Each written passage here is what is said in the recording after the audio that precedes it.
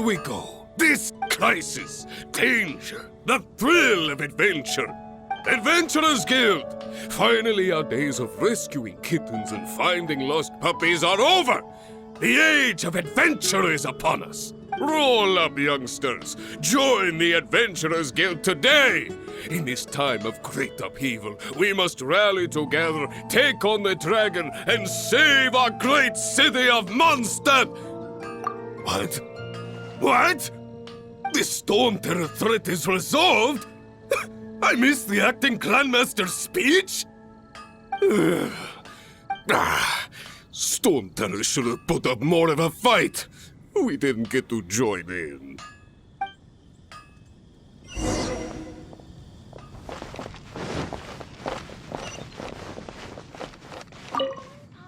Long live the heroes.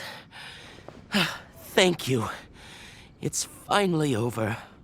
Many trade routes have closed due to the Storm Terror incident. We can cope for now without fresh fruit and vegetables. But if the wine supply dries up, we're all doomed. I cannot imagine a world without wine. I hope they get the trade routes back up and running soon.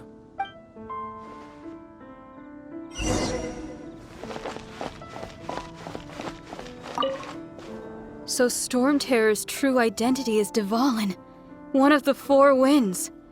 We never should have forgotten his past sacrifice for Mondstadt. Every cloud has a silver lining. We're fortunate that our relationship with the Dragon of the East didn't sour past the point of no return. For that, we have you to thank. And Jean for her unfailing devotion. As long as we have the Knights of Favonius, peace and freedom will prevail in Mondstadt.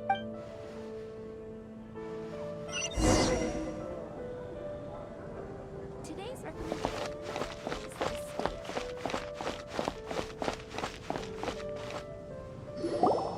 Haven't you heard? There's a strange... Greetings. May I take your order? Why so cold? I've always thought that we enjoy quite the intimate friendship. It seems your great battle sharpened not only your combat skills, but your wit as well. A knight after my own heart. To bask in the presence of Mondstadt's new big hero is quite the morale boost. And that's coming from a knight. Sweet-talking, sugar-coated Captain Kaya. Nonsense. I speak from the heart. Just looking for a quiet spot to collect my thoughts. While all the other knights are working hard to clean up after the battle? Thinking can be an arduous task, you know. Believe me, I'd much rather be taking out the trash. So what you thinking about then? The Abyss Order. A dragon wreaks havoc in Mondstadt, and the acting Grand Master leaves the city to combat the threat. Strategically, that's the perfect moment for the Abyss Order to make their move. If you were the Abyss Order, would you squander this golden opportunity by sending in nothing more than a few hilly churls? To get to the bottom of it, I decided to wait. So I waited, and watched for their next move. Then came the day you made all hell break loose in Storm Terror's lair. Just as the hilly churls' cries sounded from the city gates. That same day, I saw shadowy figures lurking in the city itself. Inside the city? Well, all the other knights were outside, fighting the enemy.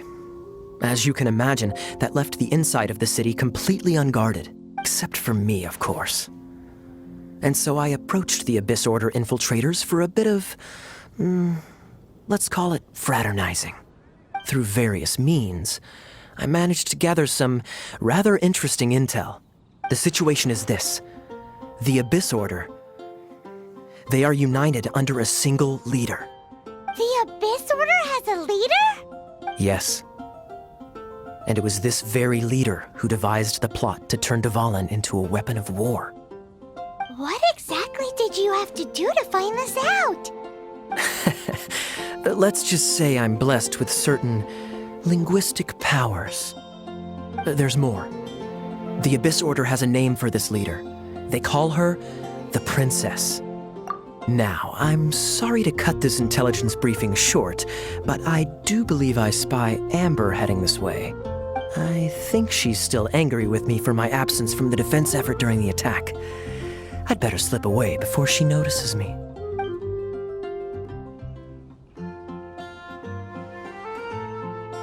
One minute I see Kaya, the next he's slipped away. Clear sign of a guilty conscience. Are you sure? Because that sounds like exactly what he'd say to talk himself out of trouble. But let's forget about him. I worked super hard today, and my tummy's rumbling. Let's order. Hi, Sarah. 1 sticky honey roast, please.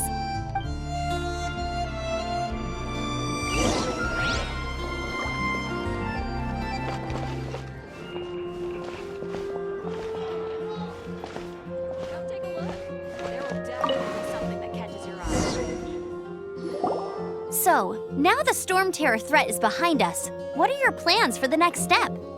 Paimon thinks it's time to leave Mondstadt and keep looking through the 7 nations until we find clues about her brother. Huh, really? Oh, well, I guess this is goodbye for now. Hey, don't feel down. You'll always be a friend of the Knights of Avonius and our honorary knight. Wherever you may go and wherever the wind may blow. That's the spirit. Remember, Mondstadt will always welcome you. All right, now let's eat before it gets cold.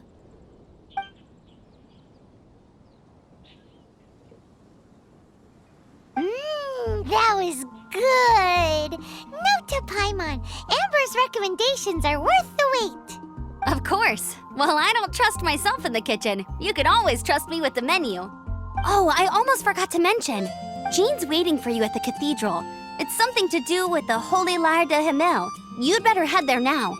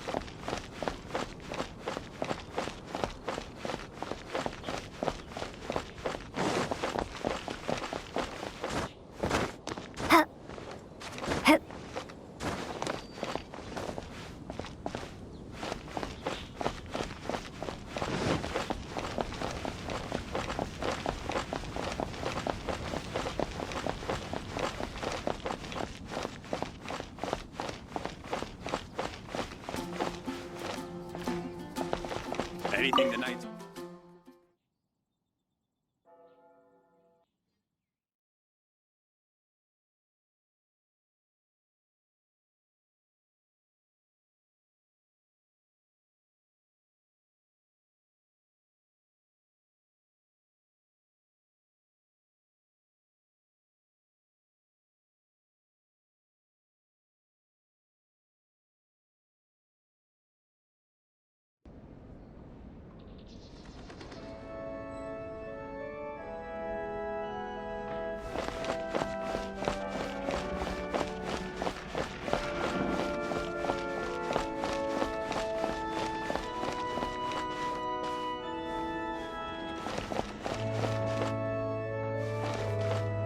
This is Barbara, the deaconess of the church. She is here to retrieve the Holy Lyre de Himmel. May the Animo Archon protect you.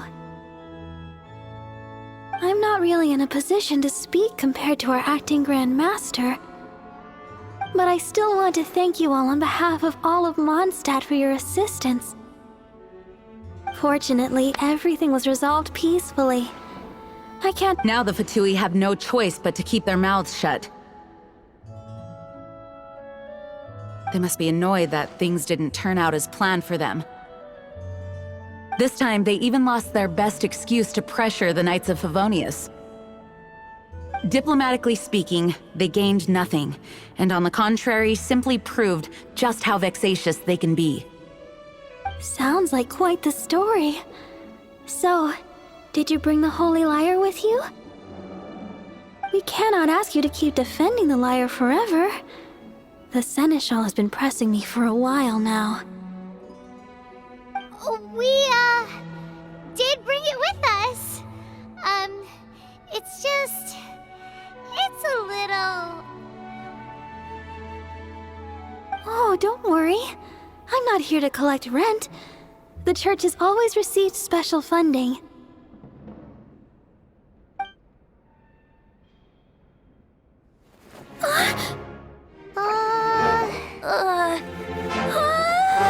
The Holy Lyre!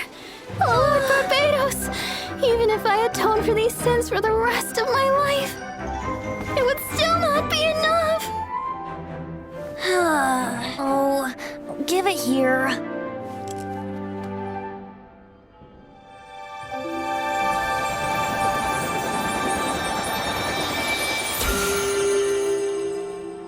How could this Holy Lyre, but how? Huh? Let Paimon see! No. I don't know how you managed to fix it, but you'll never touch the lyre again! We, really should get going. That trick I used to repair the Holy Lyre. I mean, the magic I used isn't going to hold forever, you know. What? Tone deaf guard! Hey, don't go!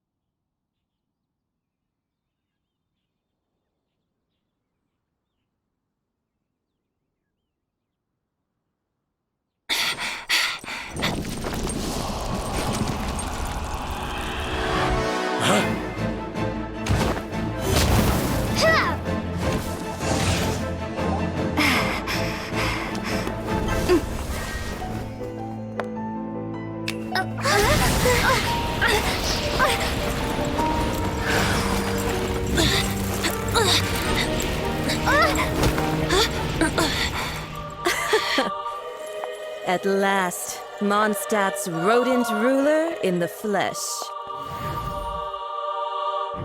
Scurrying through the streets looking for leftovers? Mondstadt calls this a god? Resident rodent beats invasive vermin. Don't you dare speak back to me, insolent bard.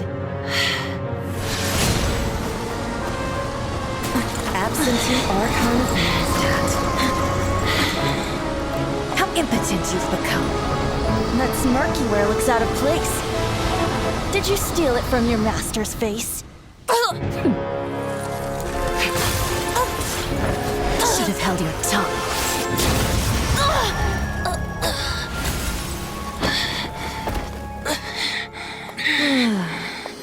So, this is a gnosis, huh? Wouldn't be caught dead wearing this ugly thing in public. Beauty is a waste when the beholder has no taste.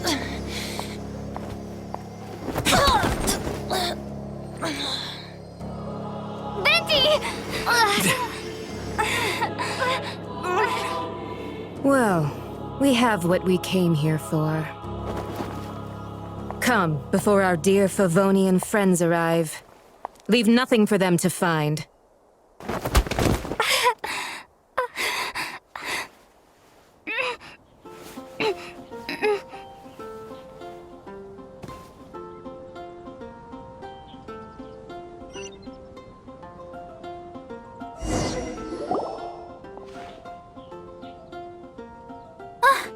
Honorary Knight, you're awake.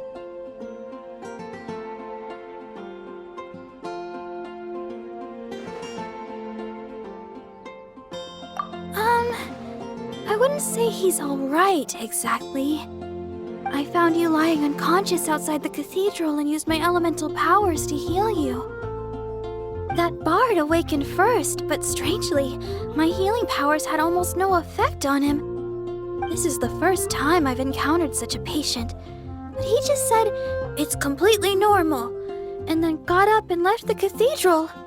He left? Already? Where'd he go? The symbol of Mondstadt's hero. That's what he said.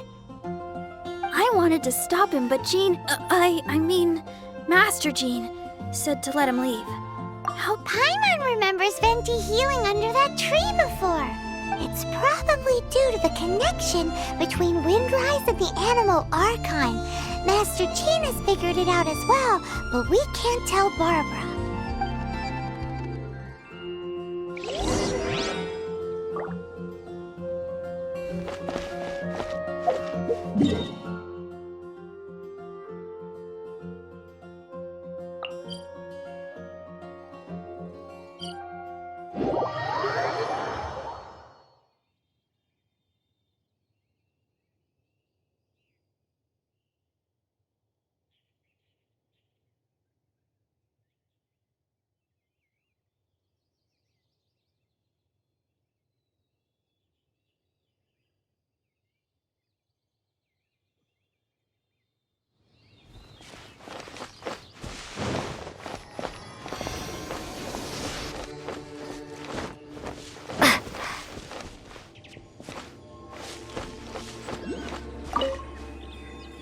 The wind amongst the branches is good. I love the way it smells. I said the exact same thing last time.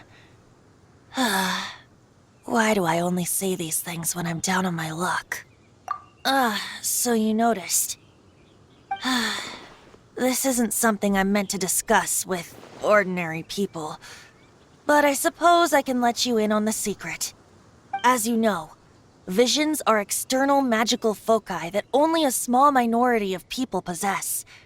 They use these visions to channel elemental power. In truth, every wielder of a vision is one who can attain godhood and ascend to Celestia. We call such people allogenes. Allogenes? Paimon's never heard of them before.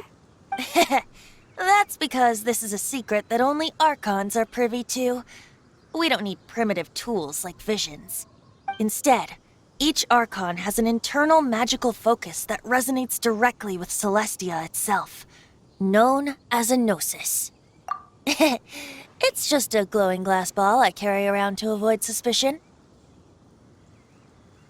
So who was that nasty woman who sent Paimon flying and stole your gnosis?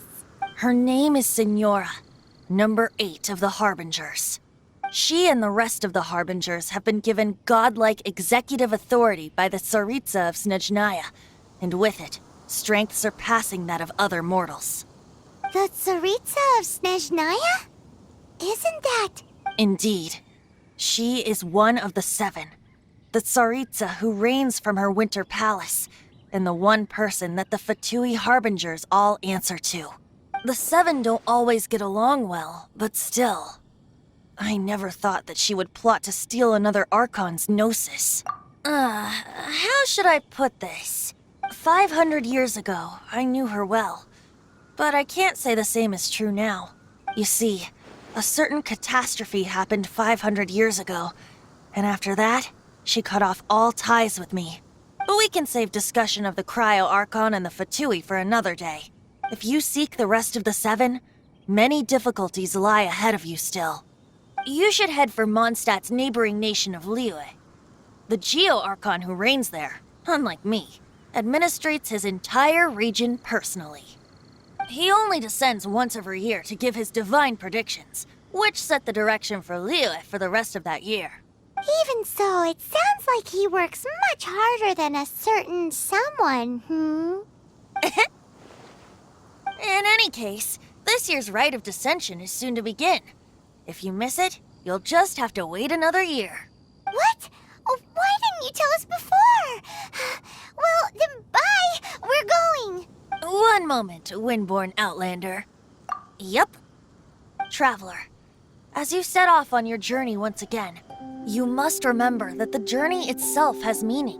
The birds of Teyvat, the songs in the cities, the Tsaritsa, her Fatui and the monsters, they are all part of your journey. The destination is not everything. So before you reach the end, keep your eyes open. Use the chance to take in the world around you. Great. So that's that for the Animo Archon's admonishments. Back to Venti time. If you want to chat, now's the time. A bard stays not always in a single climb. That Fatui lady didn't hang around, did she? She just grabbed your gnosis and left?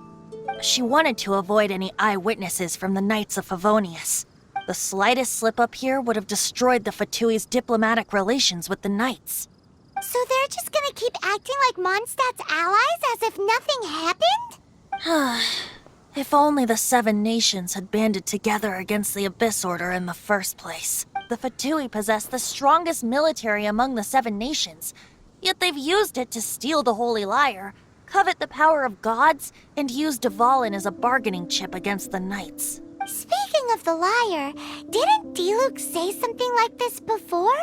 He said that the Fatui could only run amok across the 7 nations and threaten the Knights because of the Harbingers. Yes. The Tsaritsa. Whatever. If you want to chat, now's the time. A bard stays not always in a single. Well then,